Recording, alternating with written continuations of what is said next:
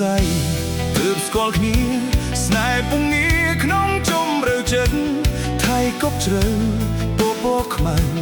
ដែលសល់នៅបេះដូងស្នេហ៍ពិតចិត្តឈឺចាប់ចិត្តខ្វល់ខ្វាយព្រោះនិស្ស័យស្នេហ៍មិនបញ្ចប់ទោះខំចាំរួចឆ្នាំខែក៏ក្តីស្នេហ៍នេះរៀបទៅហើយទូពេលយកនាងច័ន្ទនិងវងតារា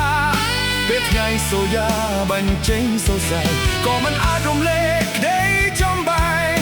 បេះដូងស្ងួតហែងរែងឈឺផ្សាពេលស្រឡាញ់អូនឃ្លាតចេញទៅដឹងទេពើថាបងសោកកា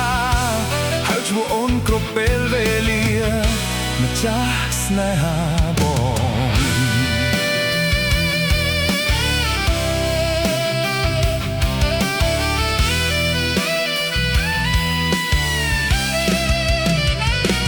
មាននិស្ស័យទើបស្គាល់គ្នាស្នេហ៍ពងងារក្នុងជម្រៅចិត្តថៃគប់ជើពពកខ្មៅដែលសល់នៅបេះដូងស្នេហ៍ពិត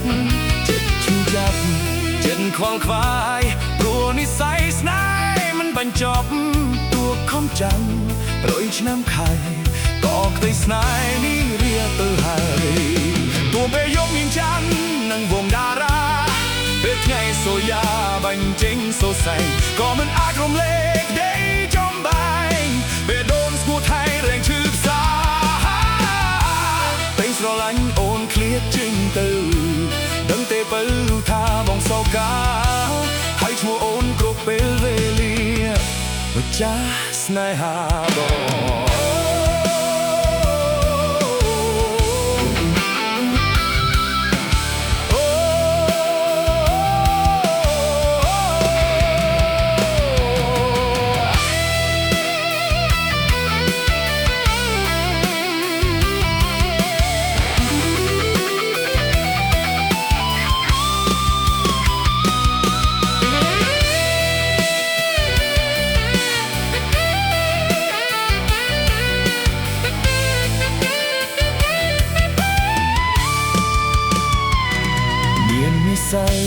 ទើបស្គាល់គ្នា